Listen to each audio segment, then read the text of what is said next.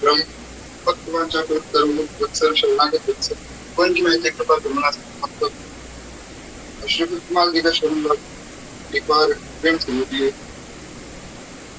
वत्सल भगवान की जय। तो कथा में प्रवेश करने से पहले केवल 2 मिनट होंगे और भगवान नाम संकीर्तन करें। श्री राम जय जय राम जय जय राम श्री राम जय राम जय जय श्री राम जय जय जय राम श्री राम जय राम जय जय सीता राम जय सीता राधे श्याम जय राधे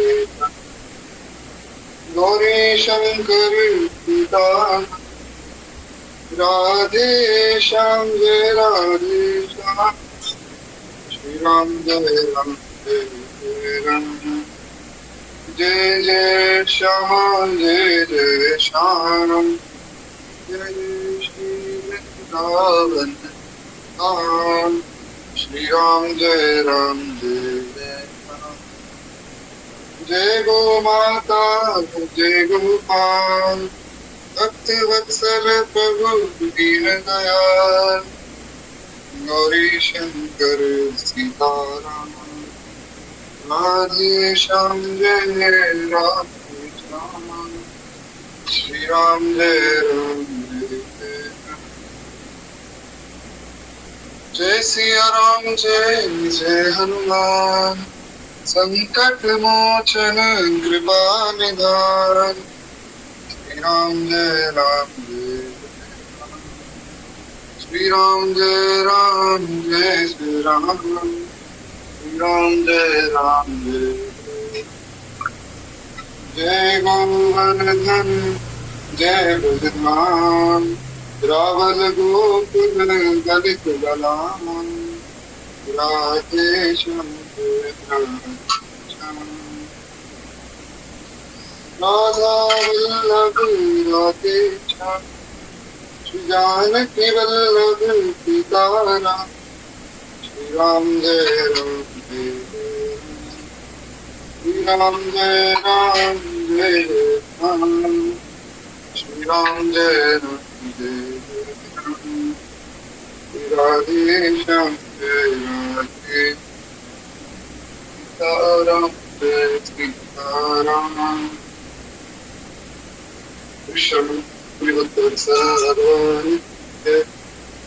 तो जैसा कि कल की कथा में हम लोग श्रवण करते हैं किस प्रकार श्री नाभा गोस्वामी वर्णन करते हैं श्री करमेती बाई के चरित्र। करमेती बाई राजस्थान की बड़ी अद्भुतता हुई और बहुत ही छोटे उम्र में उन्होंने श्री ठाकुर जी की प्राप्ति की।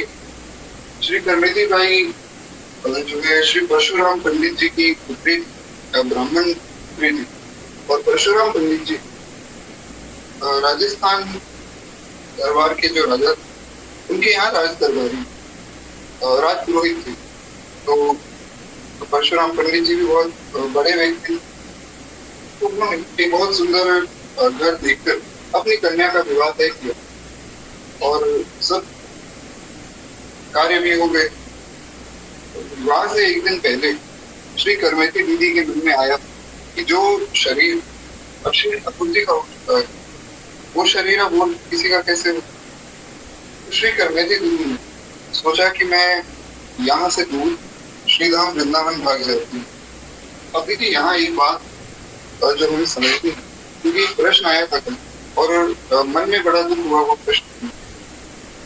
एक माता जी ने प्रश्न किया, हालांकि मैं नाम तो नहीं लूंगा, उन्होंने कहा कि जब श्री करमेती दीदी का ऐसा भाव है कि जो शरीर भगवान का हो गया अब और किसी का क्यों हो सकता है, तो हम भी विवाह क्यों करें, तो हम भी घर से फिर जा सकते। तो ऐसा नहीं है, हमें समझना होगा कि जो काम यहाँ भक्तमाल में जो भक्त कर रहे हैं वो हम नहीं कर सकते। ये बात मैंने आपको पहले दिन भी कही और ये बात मैं आज पुनः कह रहा हूँ। हमें यहाँ किसी भक्त का अनुकरण नहीं करना, क्योंकि वे उस कोटि के भक्त हैं जहाँ उनको इन सब चीजों से कोई फर्क नहीं पड़ता है, वे इन सब चीजों से ऊपर है।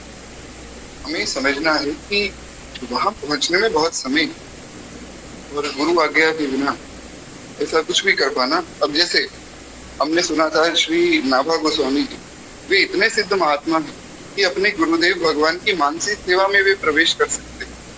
तो सोचिए जो ऐसा सिद्ध है वो क्या नहीं कर सकता है। तो हम अगर ये बात सोचें कि जैसा उन लोगों ने किया, जैसा करमैती दीदी ने किया, मीराबाई ने किया, श्री गोस्वामी तुलसीदास जी ने, सूरदास जी ने किया, वैसा हम कर लेंगे, ऐसा संभव नहीं। हमें समझना है ये जो भजन का मार्ग है, ये खूब मजाक मस्ती करना और खिलखिलाकर हंसना और एक दूसरे को जो है एक दूसरे के साथ हंसी मजाक करना, ये इसके लिए नहीं मिला है। यहाँ पर मैच्योरिटी चाहिए। अगर हम कथा भी सुन रहे हैं तो बहुत मैच्योरिटी के साथ कि जो बात कही जा रही है उसमें से हमारे लिए पालनीय क्या है, हमें किस बात का पालन करने की आज्ञा है, और हमें क्या ऐसा है जो समझना है। ये केवल हंसी मजाक का मार्ग नहीं। श्री कबीरदास जी ने बड़ी प्यारी बात कही, कबीरा हंसना छोड़ दे, रोने से कर प्रीत, बिन रोए किन पाया, प्रेम पिया रोमी। कबीर बाबा कहते हैं कि हंसना खेलना छोड़ दो, ये संसार के प्रपंचों में जो तुम पड़े हो, ये मजाक मस्ती कर रहे हो, खूब बोल रहे हो, ये सब चीजें छोड़ो, भजन करो भजन। श्री मलुकदास जी महाराज बड़ी प्यारी बात कहते हैं, राम कहो राम कहो राम कहो बावरे, अवसर ना चूक भोंदू पायो भलो दावरे। तो जन्म दीनो बाखो ना भजन कीनो, को जन्म दीनो बाखो ना भजन। श्री मलुकदास जी ने बड़ी प्यारी बात कही महाराज। वे कहते हैं कि अरे मूर्ख, कहाँ भटक रहा है, क्यों संसार के प्रपंचों में पड़ता है, छोड़ दे सब बातें, भजन कर भजन। राम कहो राम कहो बावरे, भगवान का नाम जपो।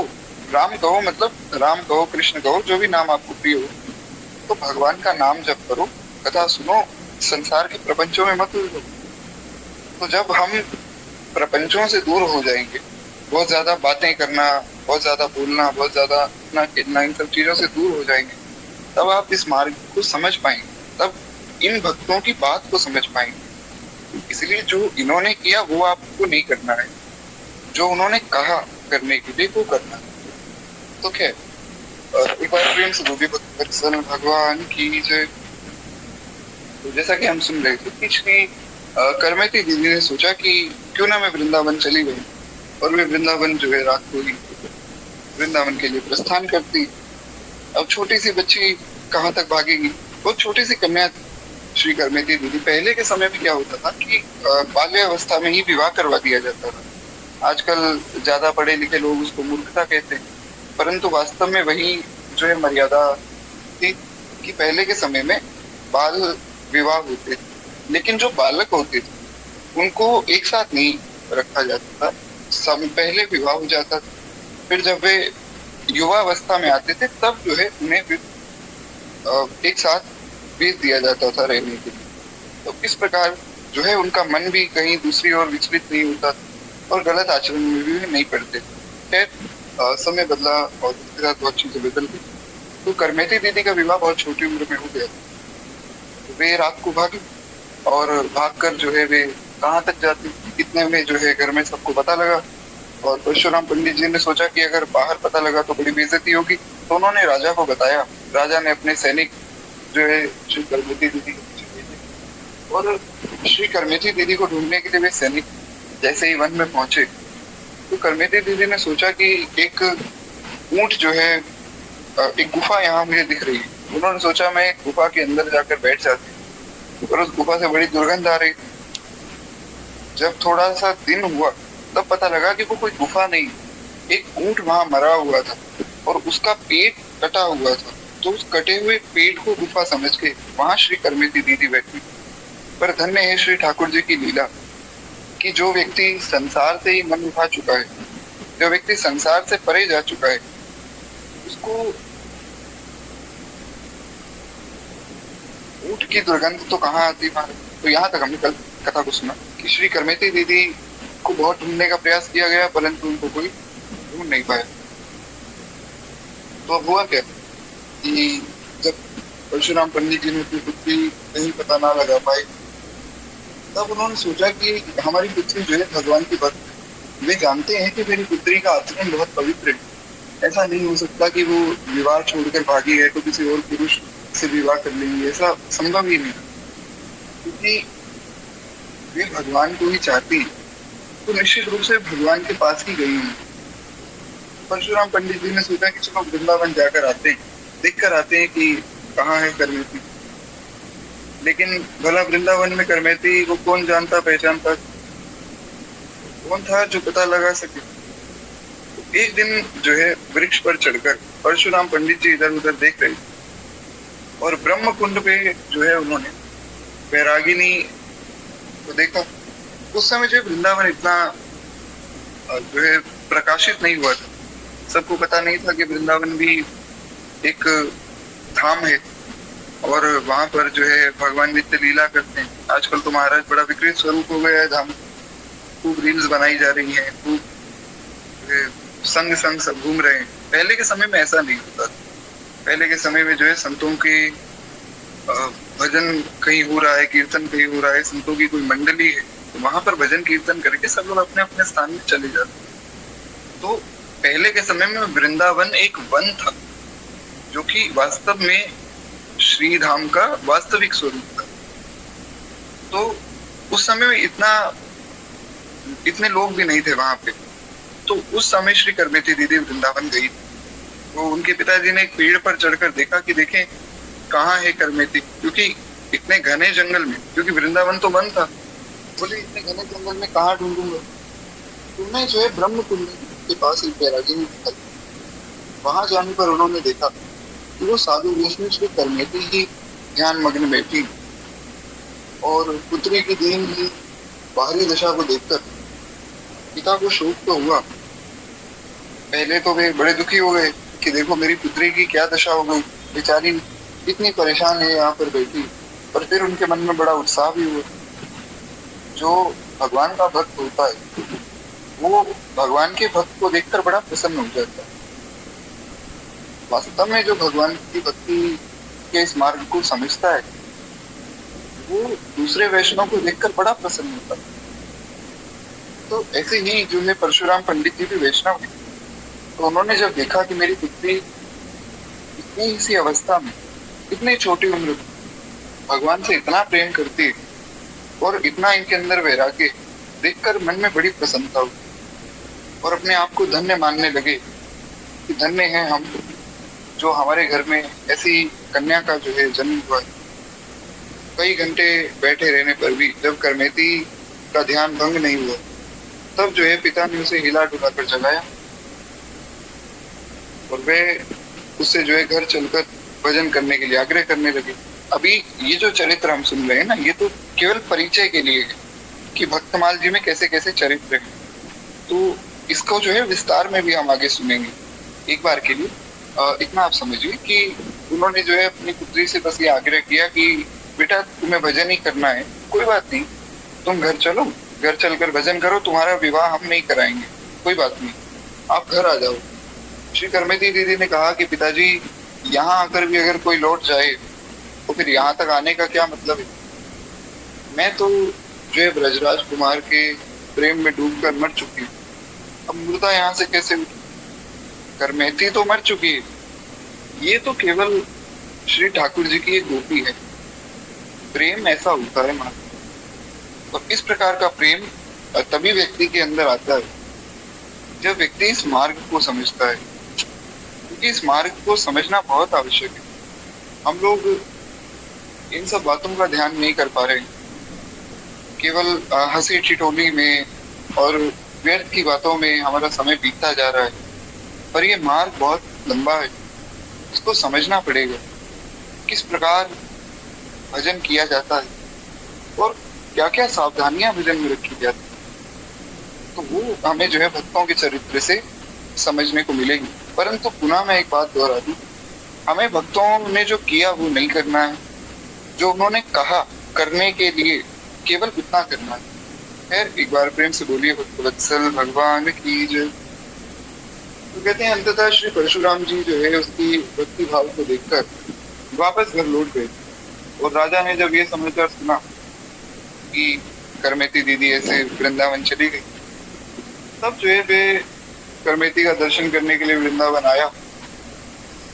और राजा के भी बहुत आग्रह करने पर करमेती बाई ने एक छोटी सी कुटिया बनवाना स्वीकार किया। राजा ने कहा कि देखिए मैं राजा हूँ, आप कहें तो आपको एक बढ़िया यहाँ महल बनवा दूं या बढ़िया सुंदर एक घर बनवा देता हूँ आपके लिए, आप उसमें बैठकर भजन करना। तो बहुत भाव देखा राजा का। तो श्री करमेती दीदी ने कहा कि ठीक है भैया, अगर इतना भाव है तो एक छोटी सी कुटिया तुम बना दो, जिसमें हम श्री ठाकुर जी को विराजमान करके उनकी सेवा कर सकते।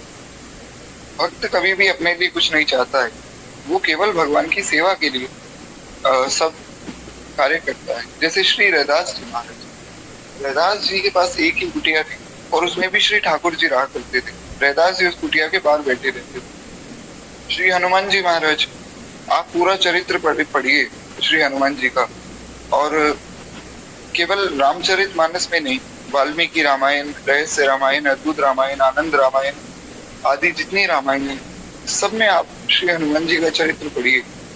कहीं भी किसी भी रामायण में, किसी भी कथा में, भागवत जी में भी रामायण का वर्णन मिलता है तो आप भागवत जी उठाकर पढ़िए या अन्य जितने ग्रंथ हैं, किसी भी ग्रंथ में कहीं ऐसा वर्णन नहीं है कि श्री हनुमान जी ने भगवान को कहा हो कि मुझे एक छोटी सी कुटिया दे दो। एक छोटी सी कुटिया तो बहुत दूर की बात, उन्होंने कभी एक ईंट पत्थर भी नहीं मांगा,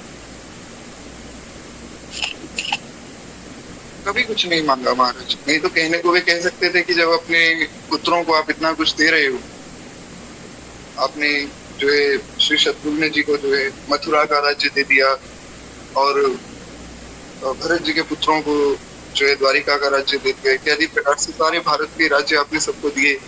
विभीषण जी को लंका दे दी, तो कुछ हमें भी दो, हमने इतनी सेवा की। लेकिन उन्होंने कभी कुछ मांगा ही नहीं, केवल और केवल भगवत सेवा में ही अपना मन लगा करते और केवल भजन करते। इसलिए श्री गोस्वामी जी ने कहा, रघुपति प्रिय भक्तम वात जातम नमामि।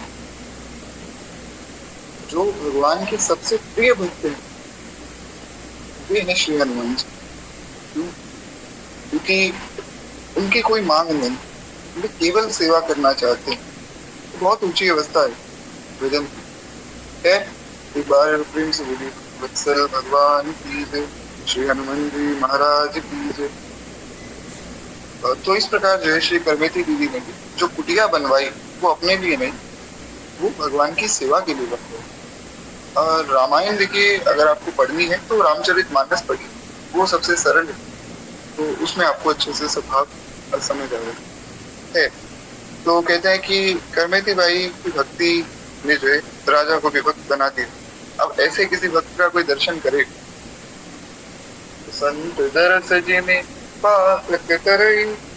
गोस्वामी जी ने श्रीमद् रामचरित मानस में कहा कि संत दरस जिमे पातक तरई, किसी संत का दर्शन हो जाए ना, तो संत के दर्शन मात्र से जो है पापी से पापी व्यक्ति का उद्धार हो जाता है। तो करमेती बाई का जब दर्शन किया उस राजा ने, तो दर्शन करने मात्र से राजा भक्त बन गए। ऐसा है संत दर्शन। लेकिन वो दर्शन होगा कब? जब हम संत के प्रति संत का भाव रखेंगे। ये बहुत ऊंची बात है कि अगर आपका भाव ऐसा है कि जी हम तो भगवान के भक्त हैं और बाकी जो हमारे दोस्त हैं, हमारे घर वाले हैं, सब नॉन डिवोटी है, हम ही भक्त हैं बस, तो तब आपको संत का दर्शन नहीं होगा। लेकिन जब आप बहुत दीन होकर किसी संत के पास जाएंगे, बहुत आर्त भाव से संत के पास जाएंगे, तब आपको कहीं संत का दर्शन होगा। इसलिए संतों का दर्शन करने के लिए, भगवान का दर्शन करने के लिए कभी अपना ऐश्वर्य लेकर ना जाए, क्योंकि जो कुछ है वो उन्हीं का दिया हुआ है। बहुत दीन होकर संतों की, भक्तों की, भगवान की शरण में जाना चाहिए और जैसी भी आज्ञा कर दें उसको मानना चाहिए। तब जाकर हम कहीं वास्तव में संत दर्शन कर सकते हैं। कहते हैं इस प्रकार जो है भक्तमाल के अनेकानेक भक्तों के पावन चरित्रों का रोचक वर्णन भक्तमाल जी में किया गया है। श्री नाभादास जी कहते हैं कि महाराज संसार में जितने भी भक्त हैं उन सबका वर्णन करने की सामर्थ्य किसमें? ये तो वैसा ही असंभव है जैसे कोई चिड़िया सब समुद्रों का जल पी लेने का विचार कर ले, और उसके उदर में सब समुद्रों का जल कैसे अट सकता है? भक्त जीते भूलोक के कथा कौन पह जाए, समुद्र पान श्रद्धा करे कह चिरी पेट समाए। कहते कि महाराज जैसे मान लीजिए किसी चिड़िया ने सोचा कि चलो सब समुद्रों का जल पी लेंगे, मान लीजिए पी भी लिया, हालांकि यह संभव है पर मान लीजिए पी लिया, सब समुद्रों का जल पेट में पचेगा कैसे? अनेक प्रकार के समुद्र हैं, उनका अलग अलग तरह का जल है, तो वो पेट में बचेगा ही नहीं। इसलिए सब भक्तों का वर्णन तो संभव ही नहीं। भगवान के अनंत भक्त हुए और उन अनंत भक्तों का वर्णन कर पाना संभव नहीं, तो नाभादास जी ने सब भक्तों का वर्णन नहीं किया। इस पर भी बहुत से लोग प्रश्न उठाते हैं कि नाभादास जी ने अमुक भक्त का वर्णन नहीं किया, अमुक भक्त का वर्णन नहीं किया। तो उसका बड़ा सरल सा जो है समाधान किया है श्री नाभादास जी ने। आगे चलकर वे बताएंगे कि जिस भक्त ने आकर उनको स्वप्न में आज्ञा दी, अपने चरित्र का वर्णन करके सुनाया, उन भक्तों का वर्णन श्री नाभा गोस्वामी जी ने भक्तमाल जी में किया है। वो हम आगे विस्तार में सुनेंगे कि कैसे किया है।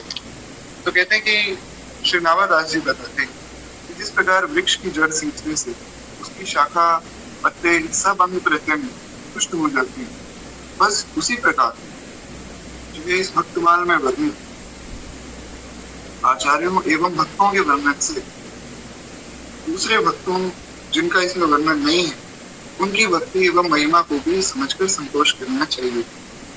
भगवत विग्रह यानी कि शालिग्राम भगवान या तुलसी दल छोटा हो अथवा बड़ा हो, सबकी महिमा एक जैसी है। और उसी प्रकार जो भगवत भक्त भी छोटे हो या बड़े हो, सब एक समान, चाहे कोई किसी भी संप्रदाय से हो, कोई किसी भी उपासना को मानता हो, भक्त भक्त ही होता है। इसीलिए किसी भी भक्त में भेद हम ना करें। इस पे हमने कल और परसों दोनों दिन बहुत विस्तार में चर्चा की। आशा है आप लोग इस बात को समझे होंगे कि किसी भी भक्त में हम लोग भेद ना करें। ना तो कोई भक्त छोटा है और ना ही बड़ा है, सबका अपना अपना भाव है और सब अपने अपने भाव के अनुरूप भगवान का भजन करते हैं। तो श्री नाभा गोस्वामी जी कहते हैं भक्तमाल में यदि किसी का वर्णन पहले हो गया है और किसी का बाद में हो गया है तो ये अपराध नहीं। कोई ऐसा ना सोचे कि अरे पहले तुलसीदास जी का चरित्र क्यों लिख दिया, पहले सूरदास जी का चरित्र क्यों लिख दिया, पहले तो अमुक भक्त का चरित्र आना चाहिए था। ऐसा कोई ना समझे। कोई भी आग्रह दुराग्रह अगर आप इस कथा में लेकर बैठे, विश्वास मानिए आप कथा तो सुनेंगे नहीं, आप अपराध और कर देंगे। इसलिए बहुत सावधानी से कथा सुनिए। रामचरितमानस जी की कथा हमारी हुई 2 बार, उसके बाद हमारी बीच में गर्ग संहिता जी की कथा हुई, उसके बाद कुछ निधिवन राज की रस चर्चा हुई हमारी, उसके बाद हमने कुछ वृंदावन के अंतरंग रहस्य जो है उनकी चर्चा की थी, उसके बाद भगवान की जो बाल लीलाएं हैं श्री राधा रानी के साथ, श्री किशोरी जी की सखियों के साथ, ललिता जी विशाखा जी के साथ, उनकी भी हमने चर्चा की थी कथा में। हमने बहुत सी चर्चाएं की, लेकिन आज तक इतनी सावधानी रखने के लिए मैंने कभी आपसे आग्रह नहीं किया है। परंतु इस कथा में मैं बारंबार आग्रह करता हूँ, क्योंकि आपको समझना होगा कि अगर आपने कहीं कोई गलत भाव मन में लाया तो विश्वास मानिए कथा तो आप सुनेंगे नहीं, अपराध और बन जाएगा। इसलिए बिल्कुल भी कोई आग्रह दुराग्रह ना रखिए और बिल्कुल भी ये मत सोचिए कि ये तो हमारे संप्रदाय के हैं, ये हमारी उपासना के हैं, ये छोटे हैं, ये बड़े हैं, ऐसा कुछ भी नहीं रखना है। भगवान की कथा है, वो चाहे भागवत की कथा हो, चाहे रामायण की कथा हो। और भक्त की कथा है, वो चाहे किसी संप्रदाय का भक्त हो या चाहे कोई सत्युगादि का भक्त हो। सत्युगादि में कौन से संप्रदाय थे महाराज? इसीलिए भक्त ही। एक बार प्रेम से बोलिए वत्सल भगवान की जय। तो इस प्रकार जो है श्री नाभा गोस्वामी कहते हैं, श्री मूर्ति सब वैष्णव लघु बड़ गुना अगाध, आगे पीछे वर्णते जिमि मानो अपराध। वे कहते हैं कि देखो, किसी का वर्णन अगर पहले हो गया, किसी का बाद में हो गया, तो बिल्कुल भी ये ना समझे कोई कि अपराध है। कोई अपराध नहीं है। महाभागवत नाभादास जी जो है भक्त चरित्र के वर्णन में अपना विनय जो है प्रदर्शित करते हुए कहते हैं कि चारों युगों में जितने भी भक्त हुए हैं तथा जो आगे होंगे, उन सबके चरणों की धूलि हमारे मस्तक पर सदा विराजमान रहे, क्योंकि वही मेरा सर्वस्व है। और ऐसी ही प्रार्थना श्री भक्त नामावली में भी हुई है, जिसमें कहा गया कि जितने भक्त हुए, जितने भक्त हैं और जितने भक्त होंगे, सब जो है हम पर कृपा करें और सब हमारे लिए सम्माननीय। तो भगवत रसिक जी ने जो भक्त नामावली लिखी, आप सबको ज्ञात होगा, हम सो इन साधुन सो पंगति। तो उसमें उन्होंने वर्णन किया अंतिम पंक्ति में कि जितने भक्त हो चुके या जितने भक्त होने वाले या जितने भक्त हैं, सबके सब भक्त महाराज हमारे लिए पूजनीय। देखिए क्या है, जो कथाएं हमारी वृंदावन रस चर्चा पे हुई, श्री राधा रानी की लीला पर भी या अन्य लीलाओं पर, उनकी अलग से रिकॉर्डिंग मिल पाना थोड़ा कठिन है, क्योंकि हमारा प्रयास ये रहता है कि कथा के बीच में ज्यादा से ज्यादा कथा हो।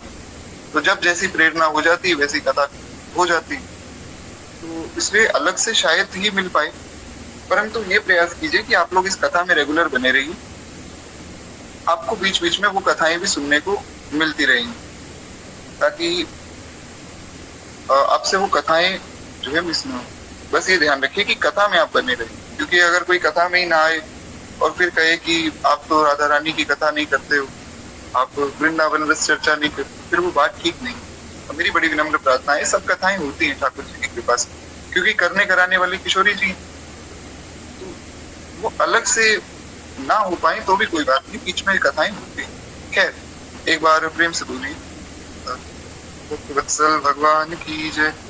खैर, तो कहते हैं कि महाराज इस प्रकार श्री नाभा गोस्वामी जी प्रार्थना करते हैं कि भक्तमाल ग्रंथ में मैंने कुछ नया नहीं किया है। पूर्व में महर्षि वाल्मीकि जी और श्री व्यास जी, श्री सुखदेव जी, जिन जिन महानुभावों ने, भक्तों ने तथा जो है भगवत चरित्र का वर्णन किया गया है, उन्हीं का जो है उच्छिष्ट पाकर मैंने अपना ये भक्तमाल ग्रंथ रचा है। अपनी इस तुच्छ बुद्धि से इस भक्तमाल ग्रंथ की रचना की।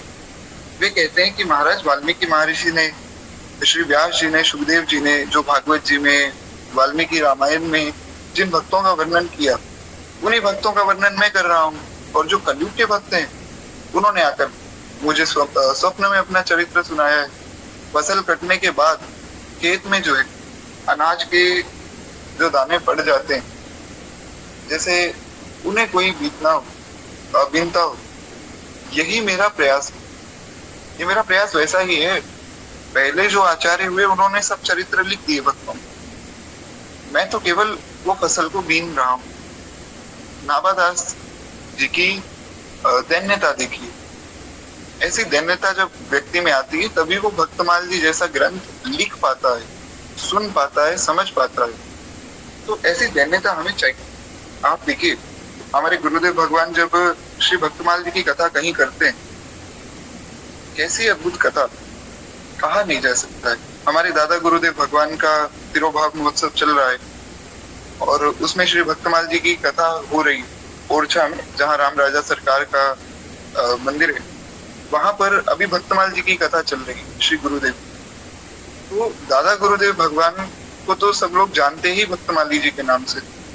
उनमें ऐसी दैन्यता है जिसका वर्णन ही नहीं किया जा सकता है। एक बार की बात है, वृंदावन में महाराज एक गोष्ठी हुई कि भक्तमाल पर टीका कौन लिखेगा, क्योंकि भक्तमाल ग्रंथ लुप्त हो रहा था। तो सब संतों ने सोचा कि कोई संत जो है भक्तमाल पर टीका लिखे वृंदावन के, ताकि उसे आगे फिर प्रकाशित किया जा सके। तो सबने जो है एक बैठक बुलाई, एक गोष्ठी हुई, उसमें हमारे दादा गुरुदेव भक्तमाली जी को भी बुलाया गया। तो हुआ क्या कि उस गोष्ठी से पहले वहां पर सब संतों का भोजन था। तो सब संतों ने वहां प्रसाद पाया और जो बड़े बड़े पीठाधीश्वर थे वे सब अंदर जाकर बैठ गए और सब जो है सोच रहे थे कि बस श्री परम श्रद्धेय सदगुरुदेव श्री गणेश दास भक्तमाली जी महाराज पधारे तो हम लोग चर्चा शुरू करेंगे। हमारे दादा गुरुदेव और दादा गुरुदेव भगवान मलूक पीठ से निकले और सुदामा कुटी से निकले और सुदामा कुटी से निकलकर वे आ ही रहे थे कि जो दरबान थे उन्होंने रोक दिया। महाराज जी का वेश ऐसा था कि वे पता ही नहीं लगने देते थे मैं इतना महान वेश हूँ। बहुत ही सरल भाव से रहा करते थे। हमारे दादा गुरुदेव भगवान इतने सरल थे कि हमारे गुरुदेव उनके बारे में बताते हैं कि कोई दूर से देखे तो पता ही ना लगे इतने बड़े वैष्णव। बताना पड़ता था कि इनसे महान वैष्णव शायद ही वृंदावन में कोई मिले आज के समय, तब जाकर किसी को विश्वास होता। तो वे जैसे ही उस गोष्ठी में अंदर जाने लगे दरबान ने रोक दिया। महाराज जी ने एक बार उसे ये भी नहीं कहा कि भैया हमें अंदर बुलाया है या हम यहाँ पर गोष्ठी के लिए आए हैं, कुछ भी नहीं। महाराज जी ने कहा ठीक है भैया, जैसी राम जी की आज्ञा, हम बाहर बैठे। तो वे बाहर बैठ गए। बाहर कोई दूसरे संत जो है बढ़िया भगवान को भोग लगाकर खिचड़ी का प्रसाद बांट रहे थे। महाराज जी ने वो जो खिचड़ी पाई और उसके बाद जो अंदर पंगत चल रही थी जहाँ गोष्ठी होनी थी वहां से पंगत जब उठी तो फिर उस दरबान ने कहा कि अब पंगत उठ चुकी है, अब तुम अंदर जा सकते हो। महाराज जी अंदर जाके जमीन पर बैठ गए। सब संत खड़े हुए, सबने प्रणाम किया। कहा महाराज जी आप जमीन पर क्यों बैठे हैं और आप इतना लेट क्यों हो गए? आपके बिना गोष्ठी हम शुरू ही नहीं कर पाते, तो आप इतना लेट हो गए। महाराज जी ने कहा कि भैया बाहर जो दरबान खड़े थे उन्होंने कहा कि आप बाहर खड़े रहो, बाहर खड़े हो गए। सब संतों ने दरबान को बुलाया, उन्हें डांट पड़ी कि तुमने इतने बड़े महात्मा को, इतने बड़े संत को आज्ञा कैसे दे दी बाहर खड़े रहो। तो महाराज जी ने कहा देखिए ये तो बेचारे जानते ही नहीं थे कि हम गोष्ठी के लिए आए हैं, कोई बात नहीं, इन्हें क्षमा कर दीजिए, इन्हें माफ कर दीजिए, इन्हें जाने दीजिए। तो बोले ठीक है महाराज जी आप कहते हैं तो इन्हें हम क्षमा कर देते हैं। ऐसा कीजिए कि आप कुछ प्रसाद पा लीजिए, उसके बाद जो है आप यहाँ हमारे साथ बैठिए, हम लोग जो है फिर चर्चा करते हैं कि भक्तमाल पर टीका कौन लिखे। दादा गुरुदेव ने कहा कि महाराज जी बाहर कोई संत जो है बढ़िया खिचड़ी का प्रसाद बांट रहे थे, उन्होंने हमें भी कहा कि भैया प्रसाद पा लो, हमने पा लिया। तब सब संतों के नेत्रों में अश्रु आ गए। बोले इतना बड़ा महात्मा, दरबान ने कहा बाहर खड़े हो जाओ, बाहर खड़ा हो गया, आकर जमीन पर बैठ गया। और किसी संत ने कहा खिचड़ी का प्रसाद पा लो, तो खिचड़ी का प्रसाद पा लिया। यहाँ खीर मालपुआ छोड़कर बाहर खिचड़ी खाकर आए। ऐसी दैन्यता जिनमें हो, उनके होते अगर कोई दूसरा संत भक्तमाल पर टीका लिखे तो इनके साथ न्याय नहीं होगा। भक्तमाल पर टीका लिखने योग्य तो केवल भक्तमाली जी ही, तब से उनका नाम पड़ा भक्तमाली जी महाराज। तो ऐसे थे हमारे दादा गुरुदेव। ऐसी दैन्यता जब किसी व्यक्ति में होती तब वो भक्तमाल जी पर टीका लिख सकता है, भक्तमाल जी को समझ सकता है। ये बहुत आवश्यक है। हमारे अंदर दैन्यता होनी चाहिए, हमारे अंदर क्षमा होनी चाहिए। खैर एक बार प्रेम से बोलिए सदगुरुदेव श्री भक्तमाली जी महाराज की है। तो खैर कुछ इस प्रकार जो है श्री नाभा गोस्वामी जी भी अपनी दैन्यता का वर्णन करते हैं। वे कहते हैं कि जो मैंने लिखा है सब संतों की लिखी हुई रचनाओं को ही उठाकर लिख दिया है, मैंने अपना तो कुछ लिखा ही नहीं। इस भक्तमाल की रचना पूर्ववर्ती महानुभावों का मैंने आश्रय लिया है और मेरा इसमें से कुछ भी नहीं। ऐसा श्री नाभा गोस्वामी जी कहते ग्रंथ के उपसंहार में नाभादास जी कहते हैं किसी को जो है योग का भरोसा है, किसी को यज्ञ का भरोसा है, किसी को कुल का भरोसा है, किसी को अपने सत्कर्मों का भरोसा है, किंतु मुझे तो नारायण की तो केवल यही अभिलाषा है। मतलब नाभादास जी कह रहे हैं कि मुझ नारायण की, मतलब भगवान के अंश की तो केवल यही अभिलाषा है कि गुरुदेव की कृपा से भक्तों की ये माला मेरे हृदय में सदा विराजमान रहे। मैं तो बस ये चाहता हूँ कि भगवान के भक्त मुझ पर प्रसन्न रहे। काहू केवल जोग यज्ञ कुल करनी की आस, भक्त नाम माला अग्र गुरु बसो नारायण दास।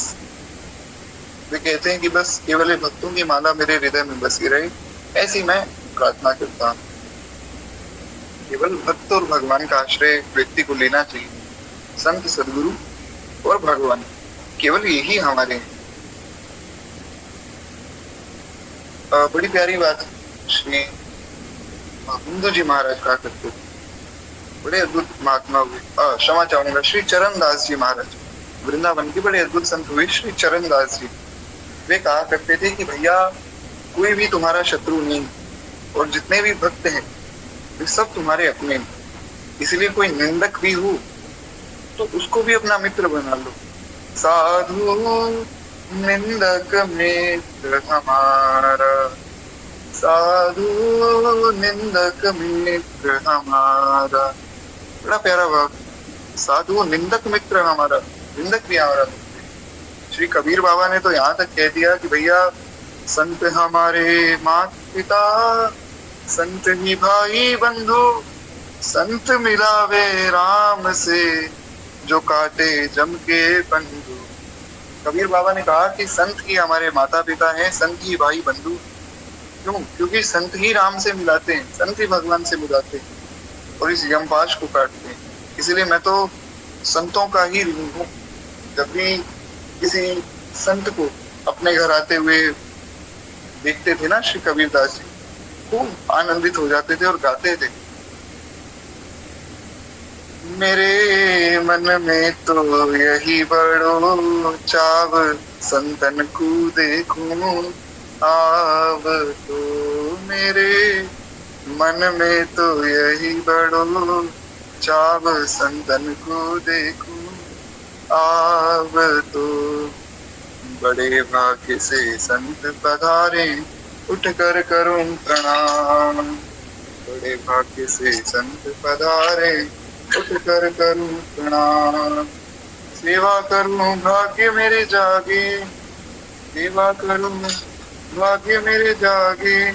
घर ही में आए चारों धाम, संतन को देखूं आव तो।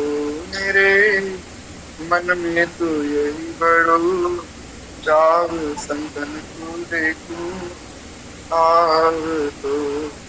बड़ा प्यारा भाव है। अब पूरा तो गा पाना संभव नहीं क्योंकि समय की मर्यादा है। ऐसा ही भाव श्री रैदास जी का था।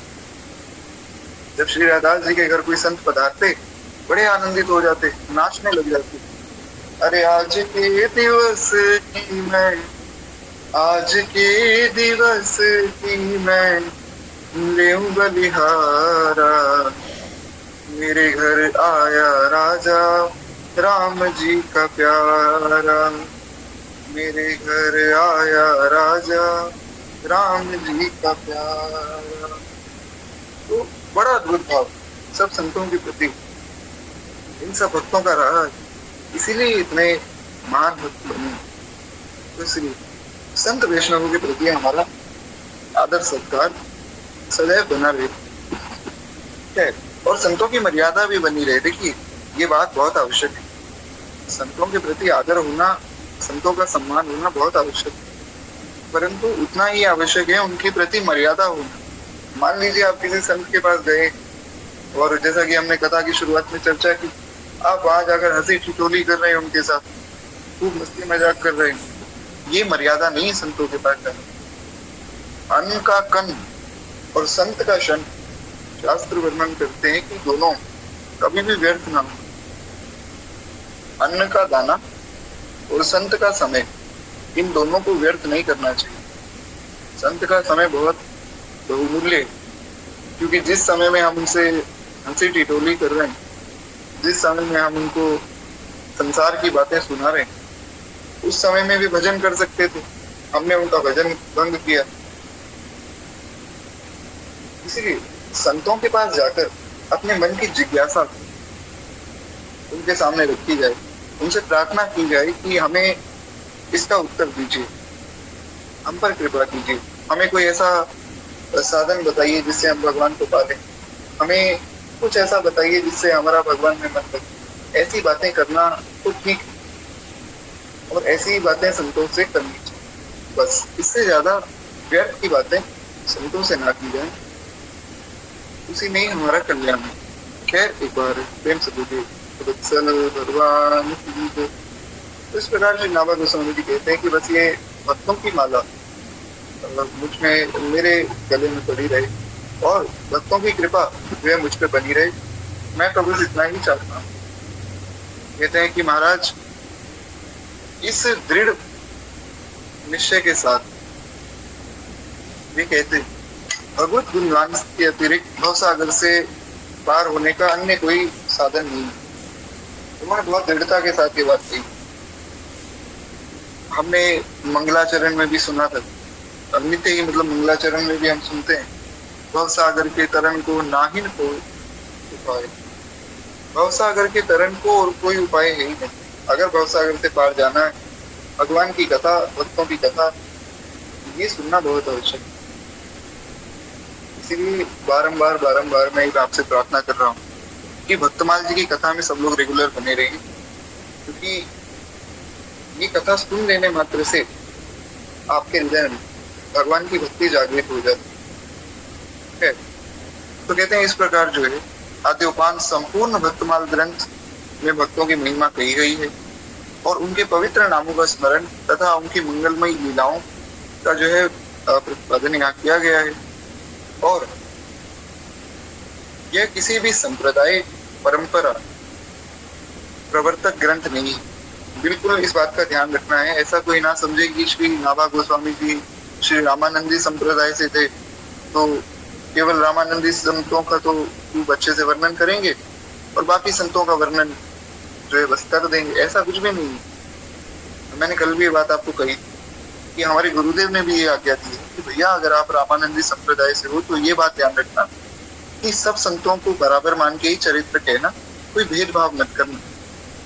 और यही बात यहाँ श्री नाभा गोस्वामी जी कह रहे हैं। वे कहते हैं कि किसी संप्रदाय का प्रवर्तक ग्रंथ नहीं, सब संप्रदायों के लिए सबको ही पढ़ना चाहिए। और भक्त शब्द जो है अत्यंत व्याप्त है। राम, कृष्ण, शिव, सूर्य, दुर्गा, गणेश सभी के उपासक भक्त कहलाते हैं। एक बार प्रेम से बोलिए भक्त वत्सल भगवान की जय। अब जितने लोगों ने यहाँ जयकार की, मतलब उतने लोग जाग रहे हैं। पुनः एक बार ध्यान से सुनिए। राम, कृष्ण, शिव, सूर्य, दुर्गा, गणेश, इन सबके उपासक भक्त कहलाते हैं। केवल वैष्णव भक्त नहीं होते, शैव भी भक्त हैं, शाक्त भी भक्त हैं, गणपत्य भी भक्त हैं। भगवान का भक्त वो किसी भी एक रूप में भगवान को स्वीकार कर लिए तो भगवान का ही भक्त माना जाता है। इसलिए हम किसी के प्रति आग्रह दुराग्रह न रखें। बारंबार मेरी आपसे प्रार्थना है।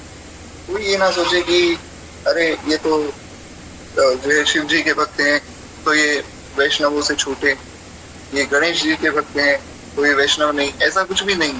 ये भेदभाव मन से निकालना होगा। बहुत भ्रांतियां फैलाई जाती है इंस्टाग्राम पे। देखिए अगर आप वैष्णव नहीं है तो आपका कल्याण हो ही नहीं सकता है, अंतोगत्वा तो भगवान की शरण में आना है तो छोड़ दो जिसकी भक्ति करते। ऐसा नहीं करना है।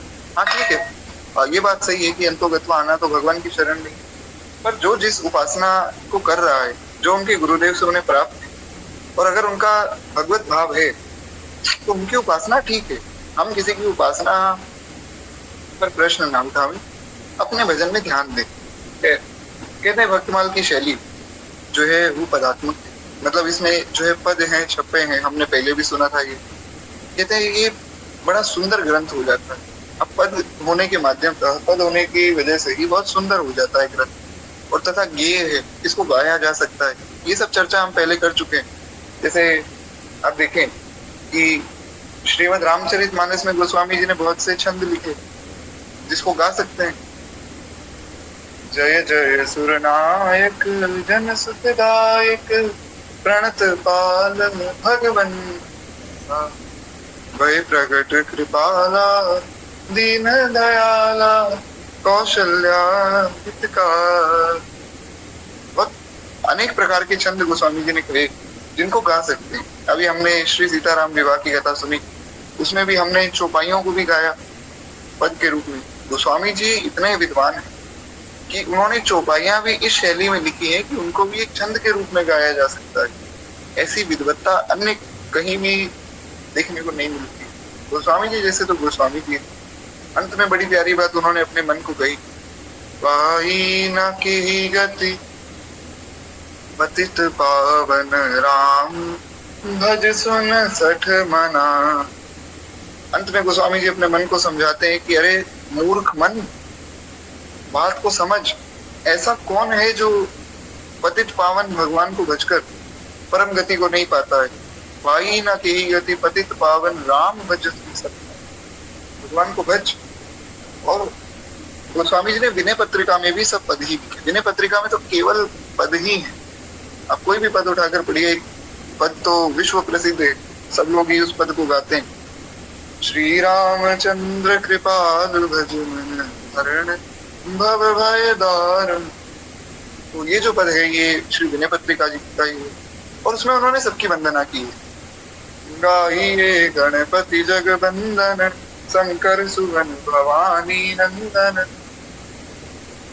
गणेश जी की वंदना से लेके, सूर्य भगवान की वंदना से लेके, माँ दुर्गा, भगवान शिव, गंगा जी, यमुना जी, श्रीधाम अयोध्या, श्रीधाम वृंदावन, सबकी वंदना गोस्वामी जी ने की। संतों की महिमा श्री गोस्वामी जी ने बहुत सुंदर रूप में गाई।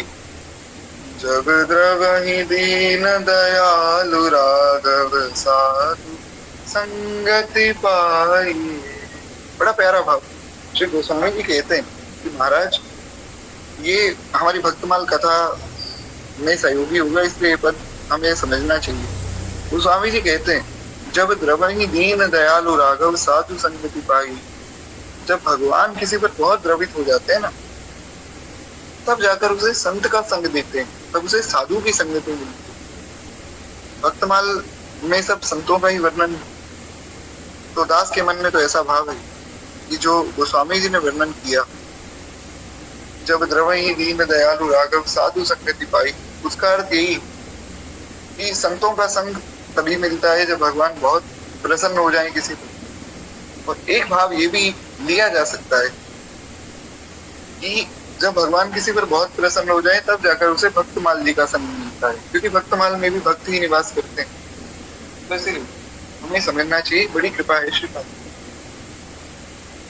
एक बार प्रेम से बोलिए गोस्वामी श्री तुलसीदास जी महाराज की है। तो इस प्रकार गोस्वामी जी ने वर्णन किया, तो आज सारा संसार उनके लिखे छंद और पद का वर्णन कर रहा है, उन्हें गा रहा है। उसी प्रकार श्री नाभा गोस्वामी जी ने भी भक्तमाल जी में पद ही लिखे ताकि इन्हें भी गाया जा सके। श्री सूरदास जी ने अपने जो है ग्रंथों में उन्होंने भी सब पद लिखे ताकि उन्हें भी गाया जा सके। तो उन्होंने जो है श्री कृष्ण गीतावली लिखी, श्री दोहावली लिखी, जो सूरदास जी के थे। गोस्वामी जी ने भी गीतावली दोहावली आदि लिखी, सूरदास जी ने भी लिखी।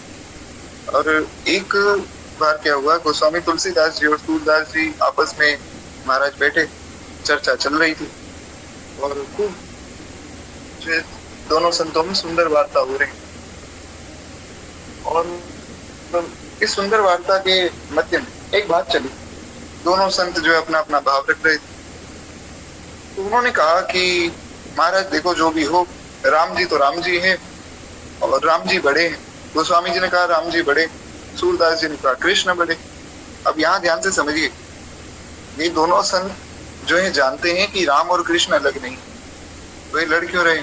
हमें शिक्षा देने के लिए ये बात ध्यान रखनी है, क्योंकि संसार में बहुत भेद है, लोग भगवान में ही भेद कर रहे हैं। लोग इतने समझदार हो गए कि भगवान में ही भेद करने लग गए कि देखिए राम जी तो बड़े हैं, कृष्ण जी छोटे हैं। तो कृष्ण उपासक है, वो कहता है कि कृष्ण अवतारी हैं, राम जी अवतार हैं, नारायण अवतार हैं। तो ये जो भेद बुद्धि है, ये जो मूर्खतापूर्ण बातें, इनको मिटाने के लिए दोनों संतों ने ये लीला की। तो दोनों में बहस हुई कि महाराज कौन बड़ा। तो अंतोगत्वा इस बहस का निष्कर्ष ये निकला कि राम कृष्ण तो एक है और अंतर नहीं निमेश। ये बहुत लंबी कथा है, कभी समय मिलेगा हम सुने। तो उसके बाद क्या हुआ, श्री गोस्वामी तुलसीदास जी ने कृष्ण कवितावली लिखी, उन्होंने भगवान कृष्ण का वर्णन किया, उनकी लीलाओं का वर्णन किया। और श्री सूरदास जी ने श्री राम कवितावली, उन्होंने जो है भगवान श्री राम का वर्णन किया। इन दोनों संतों ने दिखाया कि भैया अगर कोई ये सोच रहा है कि तुलसीदास तो राम उपासक है वो कृष्ण भगवान को नहीं मानता होगा तो वो व्यक्ति मूर्ख है। और कोई ये सोचता है कि सूरदास तो कृष्ण उपासक है, राम जी को नहीं मानता होगा तो वो भी मूर्ख है। क्योंकि एक ही ठाकुर है, अब आप उन्हें कृष्ण कहो या राम कहो, तो इसलिए दोनों संतों ने एक दूसरे के इष्ट का वर्णन जो है किया है भेद बुद्धि को मिटाने के लिए, इसलिए भेद हमारे मन में ना रहे। ऐसा ही संकेत यहाँ पर श्री नाभा गोस्वामी जी करते हैं। और दोनों ने ही जो है पद लिखकर बड़े सुंदर भाव में अपने अपने भाव व्यक्त किए हैं। उसी प्रकार से नाभादास जी ने भी यहाँ पर बड़े सुंदर पद लिखे। और मेरा विश्वास है कि अगर आप बहुत ध्यान से सुनेंगे ना तो आपको 2-3 भक्तों के चरित्र तो ऐसे ही याद हो जाएंगे, पद ही है, क्योंकि बहुत बड़े पद नहीं है, ऐसा नहीं कि आपको याद ही नहीं हो सकते, बहुत छोटे छोटे पद हैं जिनको सुनने मात्र से वो याद भी हो सकते हैं। कहते हैं कि भक्तों तथा संतों के समाज में इसका बड़ा ही आदर है, और वैष्णव समाज में तो यह कंठहार ही है। जो वैष्णव है वे तो इसको अपने हृदय से लगा कर रखते हैं, भक्तमाल का बहुत सम्मान करते हैं। अनेक संतों का ये संपूर्ण भक्तमाल कंठ है तथा यत्र तत्र इनकी कथाओं का गायन होता रहता है। और भगवान भी अपने प्रेमी भक्तों की कथा सुनकर बड़े आनंदित होते हैं। भक्तमाल की कथा करने वाले संत आचार्य अपने को जो है भक्तमाली कहने में बड़ा गौरव अनुभव करते हैं। अब यहाँ पर उनकी बात हो रही है जो भक्तमाल की कथा कहते हैं, तो आप ऐसा समझिए कि यहाँ पर हमारे गुरुदेव की बात हो रही है, क्योंकि कहने करने वाले तो गुरुदेव हैं, मैं तो आपके साथ सुनने आता हूँ। तो एक बार प्रेम से बोलिए श्री सद्गुरुदेव भगवान की जय। और वास्तव में हमारे गुरुदेव भगवान भक्तमाली ही है, क्योंकि वे भक्तमाल का ही प्रचार जगह जगह करते हैं। तो हमारे गुरुदेव ने तो एक और मुहिम चलाई महाराज। हुआ क्या कि गौ माता की महिमा बढ़ानी थी, तो रमन रीति में एक संत है, तो रमन रीति वाले महाराज जी ने कहा कि हमारे गुरुदेव से कि देखो आप भक्तमाल की कथा जगह जगह करते हो, तो आप ऐसा करो कि आप भक्तमाल के साथ में गौ माता की महिमा भी थोड़ी सी गाओ। तो श्री गुरुदेव भगवान ने वो भक्तमाल की कथा शुरू कर दी। अब लोग बड़े हैरान हो गए। और पहली बात तो ये कि हमने भक्तमाल का नाम नहीं सुना, और जिन्होंने भक्तमाल का नाम सुना भी है उन्होंने कभी गो भक्तमाल का नाम नहीं सुना। उन्होंने कहा गो भक्तमाल कहाँ से आ गई। तो फिर जो है श्री गुरुदेव भगवान बताते हैं कि भैया सारे संसार का पोषण करने वाली गायें हैं, और राम कृष्ण की प्यारी गैया सारे जग की माता है। गाय माता जो वो भगवान की भी आराध्या है। तो जो भगवान की आराध्या है वो सब भक्तों की भी आराध्या हुई। सरल सी बात है, मान लीजिए आपके पिताजी हैं, आपके पिताजी जिस व्यक्ति का सम्मान करते हैं आप भी उस व्यक्ति का सम्मान करेंगे अपने पिताजी के संबंध से। उसी प्रकार गौ माता जब भगवान की आराध्या है तो हम सबकी भी आराध्या हुई। तो इसीलिए भक्तमाल में जितने भक्त हैं गौ माता की कृपा से ही वे भक्त बने। तो इसीलिए श्री गुरुदेव भगवान ने एक ये प्रसंग शुरू किया जिसको नाम दिया गो भक्तमाल। तो वो संसार में बड़ा प्रसिद्ध है। तो यहाँ पर जो बात कही जा रही मेरी बड़ी विनम्र प्रार्थना है, कोई ये ना सोचे कि हम मुझ जैसा कोई सदाचारहीन व्यक्ति, कोई आचरणहीन व्यक्ति भक्तमाली हो सकता है, ऐसा ये श्री गुरुदेव भगवान की बात की जा रही है। मैं तो आप सबके साथ कथा सुनने आता हूँ। तो कहते हैं कि जिस प्रकार भागवत आदि का सत्संग होता है वैसे ही भक्तमाल की कथाएं भी बड़े समारोह पूर्वक गाई जाती हैं एवं सुनी जाती हैं। और ये ग्रंथ जो है आबाल वृद्ध, नर नारी, विद्वान और कम पढ़े लिखे सभी लोगों के लिए महान उपयोगी है। चाहे कोई आबाल हो, आबाल मतलब चाहे कोई बालक हो, वृद्ध हो, नर हो, नारी हो, विद्वान हो या कम पढ़ा लिखा हो, सबके लिए भक्तमाल है।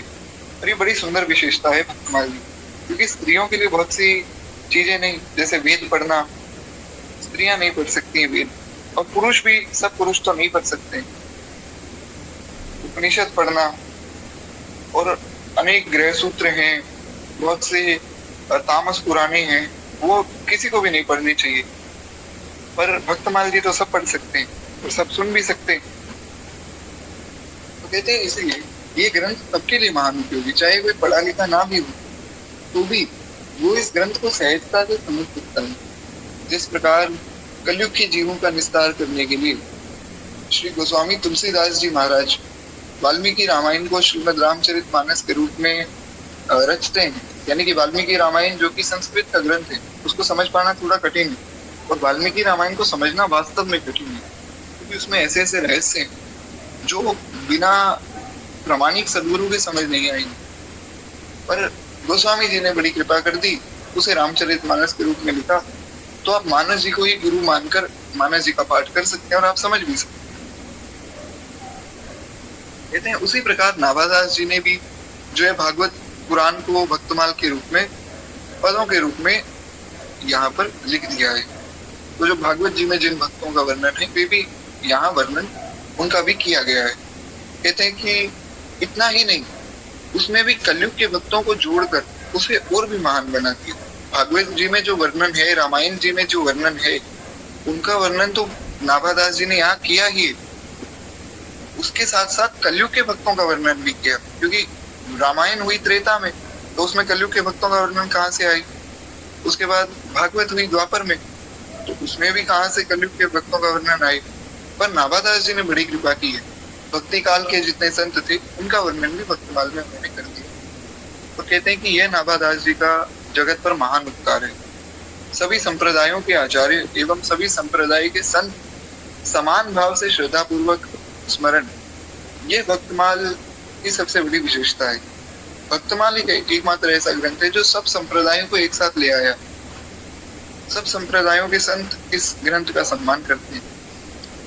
कुछ इस प्रकार जो है श्री नाभा गोस्वामी जी ने बड़ी कृपा की है। एक बार प्रेम से बोलिए श्री नाभा गोस्वामी जी महाराज की जय। आगे जो है श्री राधेश्याम खेमका जी महाराज नाभा गोस्वामी जी का चरित्र थोड़ा सा कहते हैं, जिनका इतना महान ग्रंथ हम सुन रहे हैं, थोड़ा सा उनके चरित्र पर भी चर्चा होनी चाहिए। तो बस ये चर्चा हम करें, और उसके बाद जो है श्री भक्तमाल जी की टीका पर हम कल चर्चा करेंगे। और परसों जो है हम लोग चर्चा करेंगे बिना भक्तमाल भक्ति रूप अति दूर है।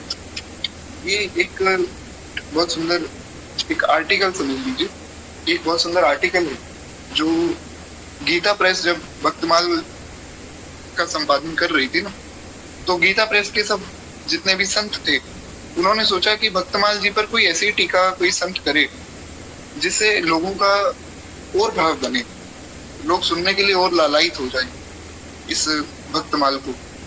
तो उन्होंने कहा कोई ऐसा संत ढूंढो जो भक्तमाल की कथा करता हो।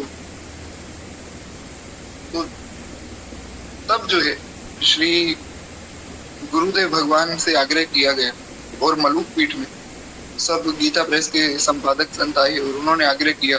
तो हमारे गुरुदेव भगवान ने एक आर्टिकल, एक अपना भाव श्री गुरुदेव भगवान ने इस भक्तमाल के लिए दिया है। उसका नाम है बिना भक्तमाल भक्ति रूप अति दूर है।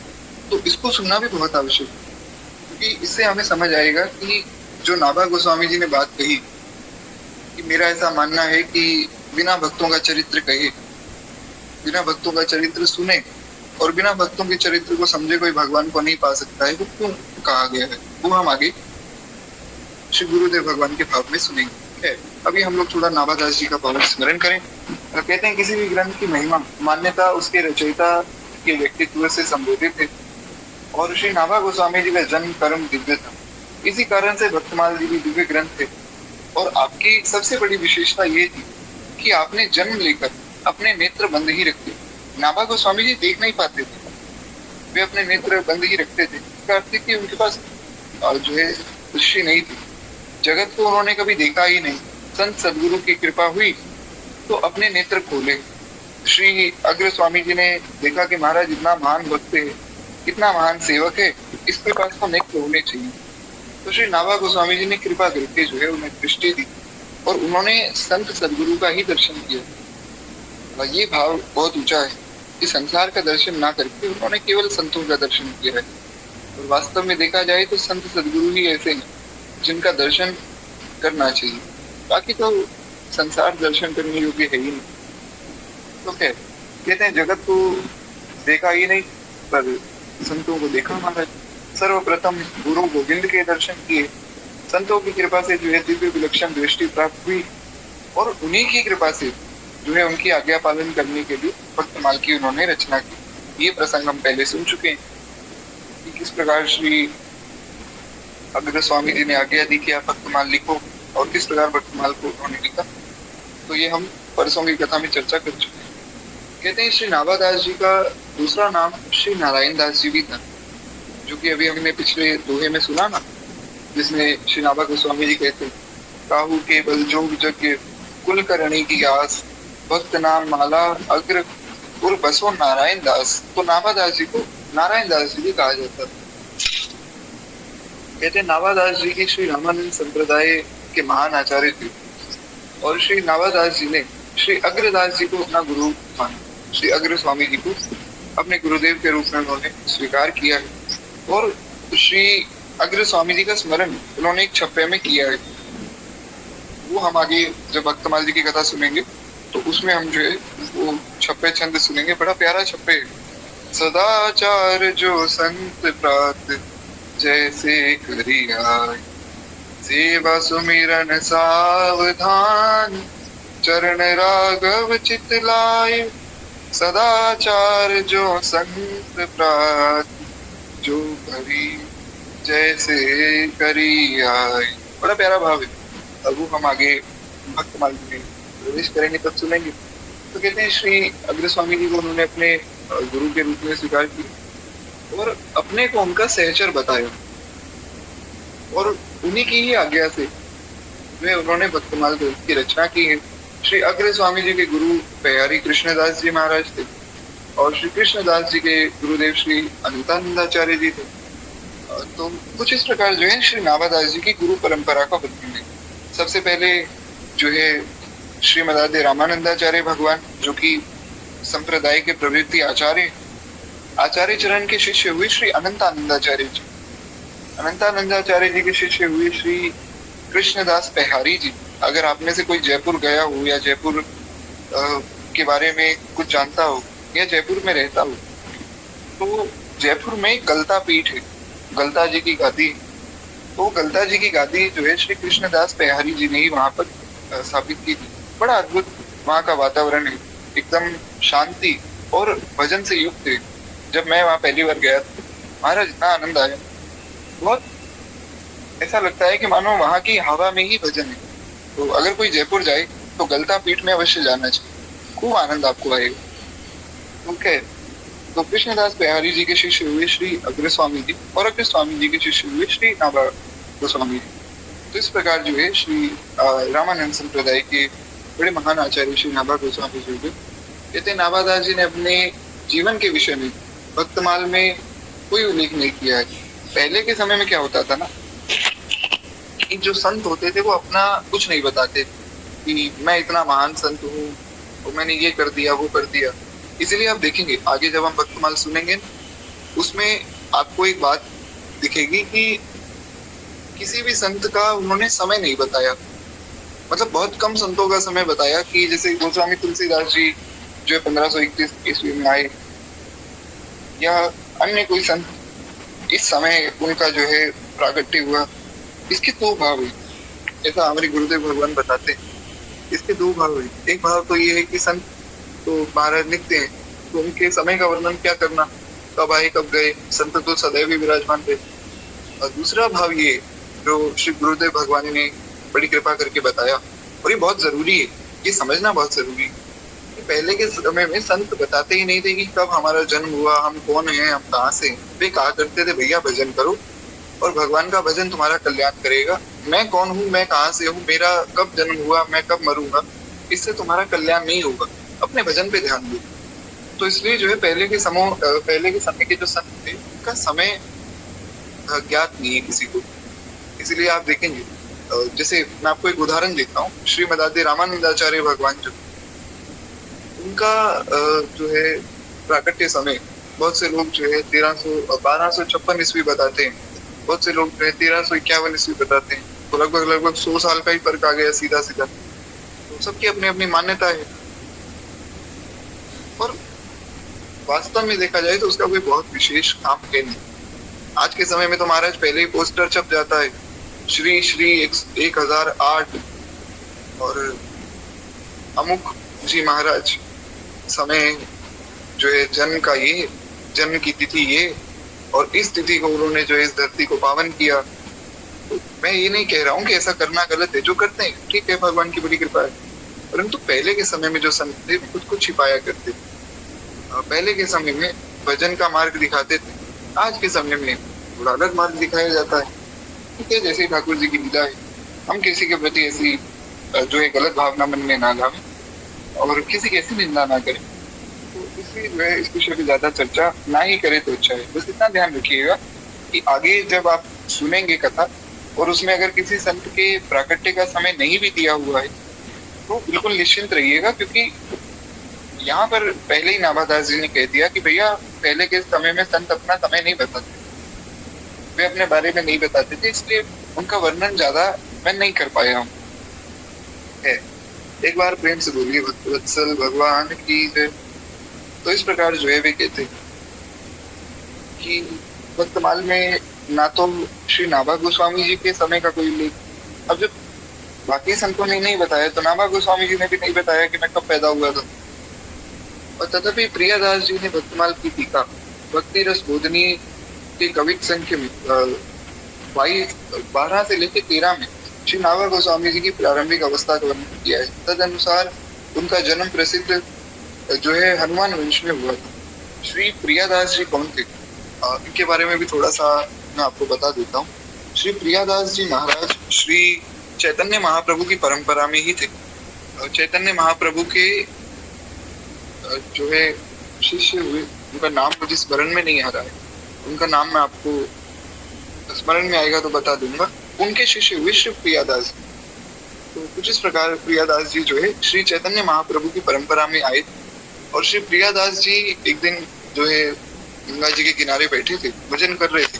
उनके स्वप्न में श्री नाभा गोस्वामी जी प्रकट हुए और नाभा गोस्वामी जी ने स्वप्न में प्रकट होकर उनको आज्ञा दी कि भैया देखो, हमारा जो भक्तमाल ग्रंथ हमने लिखा है वो प्रकाशित नहीं हो पाया, मतलब जितना हम चाहते थे उतने लोग पढ़ नहीं पाए, तो आप ऐसा करो हमारे भक्तमाल ग्रंथ पर टीका लिखो। प्रियादास जी ने कहा कि प्रभु, भक्तमाल पर मैं टीका कैसे लिख सकता हूँ, मेरे अंदर इतनी सामर्थ्य नहीं। नाभादास जी ने कहा बिल्कुल निश्चिंत रहिए, जो भक्तमाल में छप्पे छंद हमने लिखे हैं ना, उसका सरलार्थ आपको करना है और उसमें हम आपकी सहायता करेंगे। तो ये जो टीका अभी हम आगे पढ़ेंगे ये श्री नाभा गोस्वामी जी द्वारा लिखित तो है, पर इसके जो टीका है वो श्री प्रियादास जी, उसमें बीच बीच में आगे हम वर्णन प्रियादास जी का सुनेंगे। तो इस प्रकार जो है प्रियादास जी का संबंध यहाँ पर आया। आप लोग समझ गए होंगे प्रियादास जी कौन है। तो वो बात यहाँ राधे श्याम खेमका जी बता रहे हैं कि प्रियादास जी ने वर्णन किया है नाभा गोस्वामी जी का। तो उन्होंने भी जो है उनके जन्म का समय तो नहीं बताया, पर हाँ उन्होंने इतना बताया कि जो नाभा गोस्वामी जी थे वे श्री हनुमान जी के वंश में पैदा हुए। वो कैसे, वो हम आगे कथा में सुनेंगे। तो कहते हैं कि वे जन्मान थे, यानी कि जन्म से उनके पास आंखें नहीं थी, जो कि हम पहले सुन चुके हैं। और अकाल के समय में उनके माता पिता जो है उन्हें जंगल में छोड़ के चले गए थे। देव योग से उसी जंगल में जो है श्री कील जी और श्री अग्र जी आने के लिए, कील जी भी जो है श्री रामानंद संप्रदाय के एक महान आचार्य हुए हैं, वे अग्र स्वामी जी के गुरु भाई माने जाते हैं।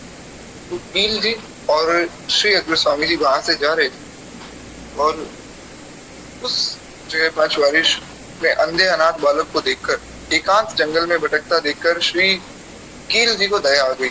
संत स्वभाव से दयालु होते हैं, संत सरल चित जगत की जानी स्वभाव सने। संत ने देखा कि बेचारा छोटा सा बालक है, आंखें है नहीं, जंगल में भटक रहा है और इतना भयंकर समय, वर्षा हो रही है इतनी भयंकर। तो उन्होंने जो है अपने कमंडल से थोड़ा सा जल लेकर बालक की आंखों पर जो है छींटा दिया और उसमें ज्योति आ गई। जो अभी हमने सुना ना कि संतों की कृपा से ज्योति मिली, वो इस प्रकार मिली। तो कहते हैं कि उसमें ज्योति आ गई और बालक को दिखाई पड़ने लगा और उसके जो है कृतज्ञतावश उनकी आंखों से जो है आंसू निकलने लगे। मतलब नाभा गोस्वामी जी को आंखें मिली, वो कुछ बदले में तो दे नहीं सकते, तो उनकी आंखों से झरझर आंसू बहने लगे कि आपने बड़ी कृपा करके मुझे आंखें दे दी।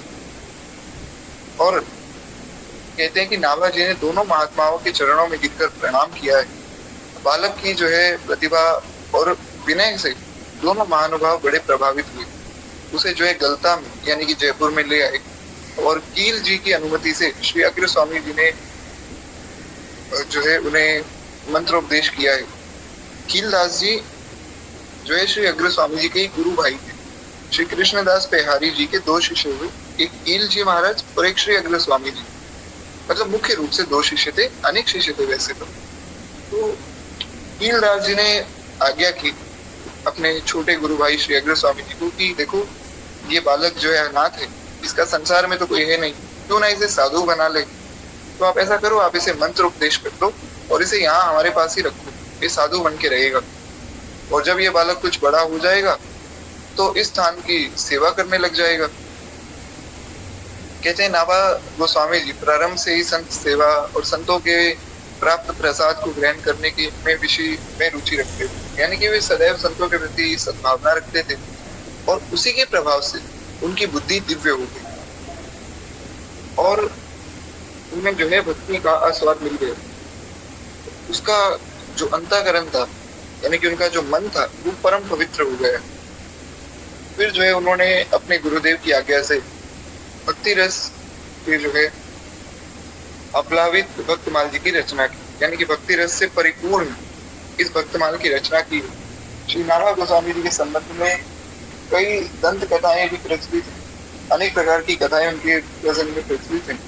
कहते हैं कि एक जो है मंदिर के अनुसार श्री नाभा गोस्वामी जी वे ब्रह्मा जी का अवतार बताए गए, जो कि मैंने आपको परसों कथा सुनाई थी ना कि भगवान कृष्ण नाराज हो गए ब्रह्मा जी से और उसके बाद जो है ब्रह्मा जी को आज्ञा दी कि आप जो है जाओ कलयुग में और नाभा गोस्वामी जी के रूप में जाकर आप भक्तमाल पर टीका लिखो, फिर हम प्रसन्न होंगे। तो वो कथा जो है यहाँ पर दी हुई है, वो कथा हम पहले ही सुन चुके हैं, तो उस कथा को प्रणाम करके हम आगे बढ़े। कहते हैं कि बाद में जो है ब्रह्मा जी भगवान श्री कृष्ण से अपने अपराध के लिए क्षमा मांगते और उस क्षमा उस पश्चाताप को दिखाने के लिए फिर वे जो है नाभा गोस्वामी जी के रूप में आए और उन्होंने भक्तमाल की रचना की। तो जिस प्रकार हमने ये पूरी कथा बहुत विस्तार में सुनी थी, कहते हैं कुछ भाव तो ये है।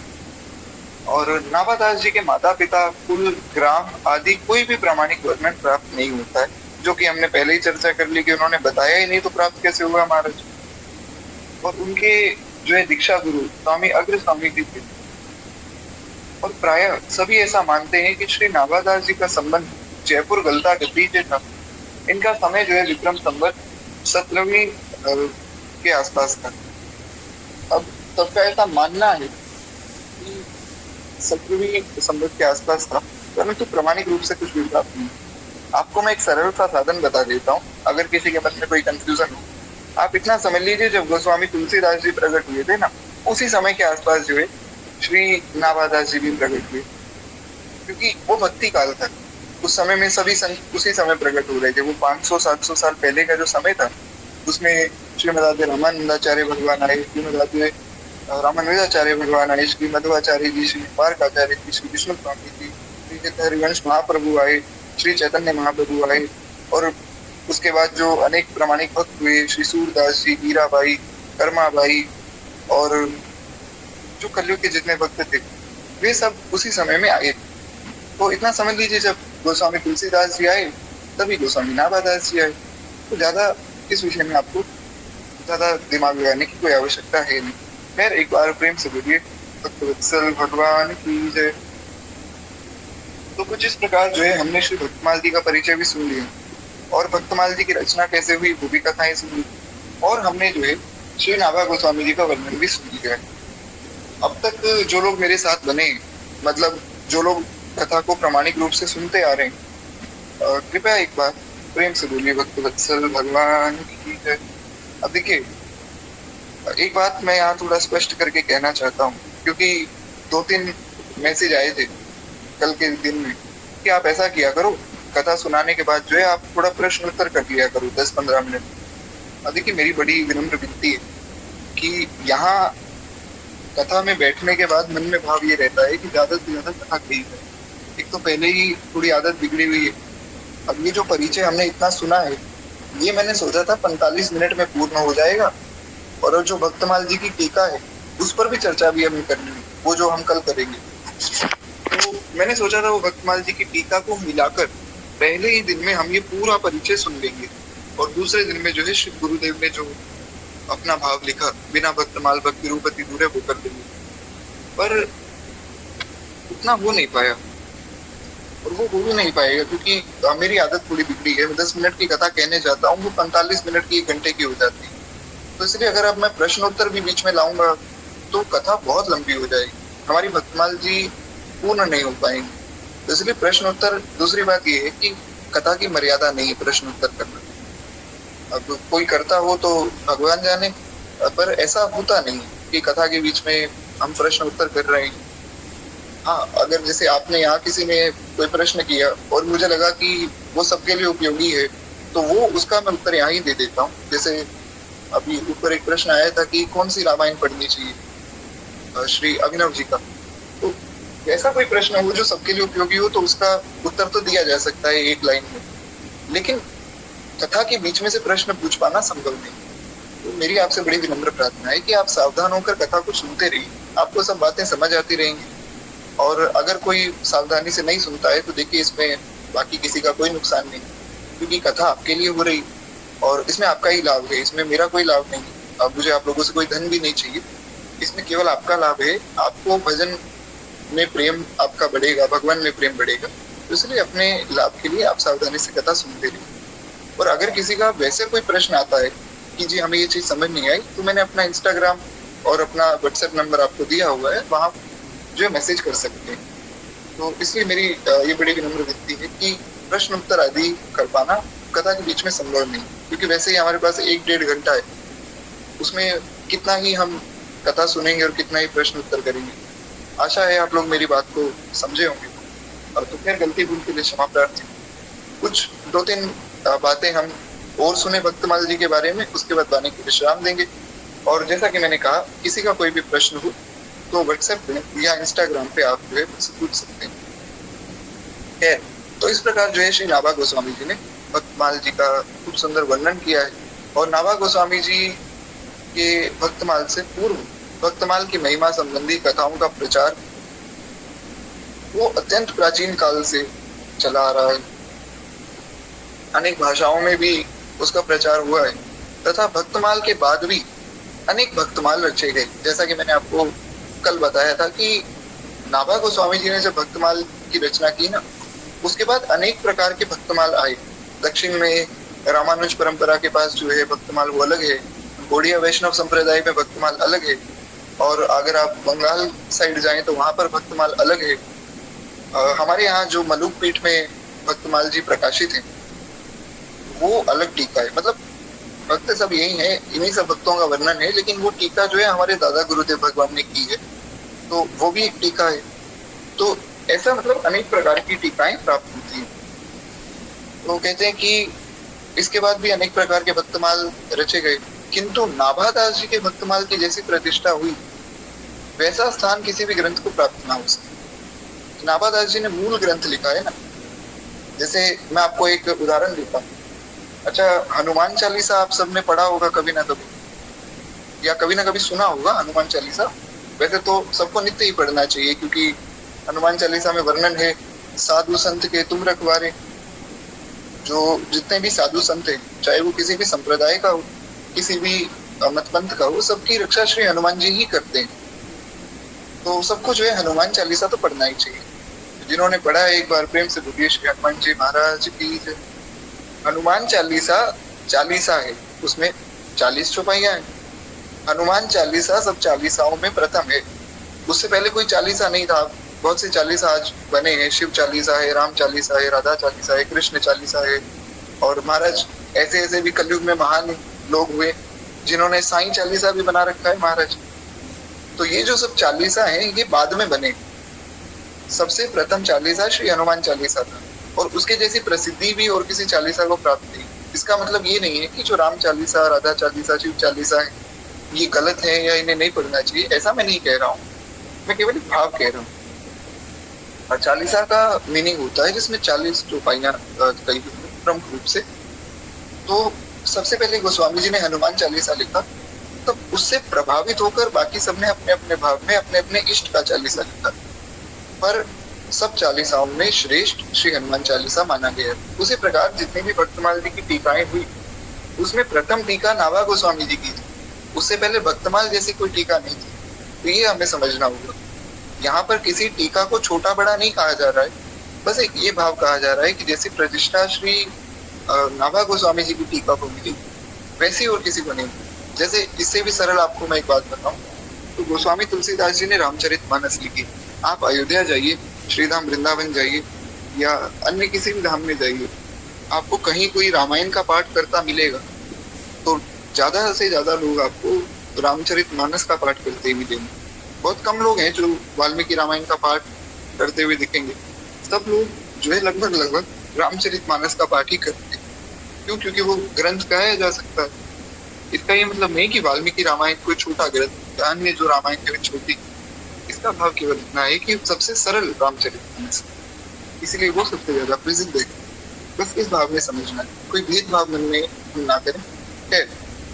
कहते हैं कि इस प्रकार जो है गद्यात्मक भाव में जो है छंदोबद्ध शैली में बहुत सी टीकाएं लिखी गई, यानी कि बहुत से पद लिखे गए, बहुत से छंद लिखे गए, अनेक प्रकार की टीकाएं लिखी गई।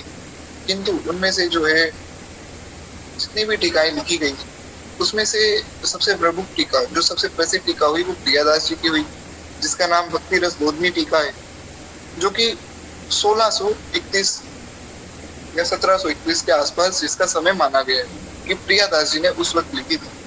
वास्तव में ये एक छोटी टीका है जो भक्तमाल के मूल भावों और कथाओं को विस्तार में विवेचित करती है। अब ये जो टीका है ना, भक्ति रस बोधनी, जो प्रियादास जी ने लिखी, जैसा मैंने आपको बताया कि प्रियादास जी को श्री नाभा गोस्वामी जी ने आज्ञा दी, तो नाभा गोस्वामी जी की आज्ञा से ही प्रियादास जी ने ये छोटी टीका लिखी जिसमें उनकी कथाओं का विस्तार किया है। तो अब वो किस प्रकार जो है श्री नाभा गोस्वामी भक्तमाल की टीका पर अपना भाव प्रकट करते हैं, वो हम कल की कथा में सुनेंगे। आज वाणी को ये विश्राम देकर हम लोग केवल 2 मिनट प्रेम से भक्तमाल जी की आरती करें। उसके बाद जो है मैं आपसे आज्ञा चाहूंगा, और किसी का कोई प्रश्न हो तो आप व्हाट्सएप पे, इंस्टाग्राम पे मैसेज कर सकते हैं। खैर, एक बार प्रेम से बोलिए भक्तवत्सल भगवान की जय। और एक बात हो, जितने लोग भजन करना चाहते हैं कृपया यहाँ रुके रहिएगा। कोशिश कीजिए कि सब लोग भजन करें। पहले क्या होता था, हमारी कथाओं के बाद भजन सब लोग करते थे, तो सब लोग भजन करें। सुबह सुबह का समय, चाहे एक भजन 2 भजन ही आप गाएं, चाहे नाम कीर्तन ही करें, उससे जो है आपका भजन और बनेगा। खैर, इस धन्य नाभा भारती की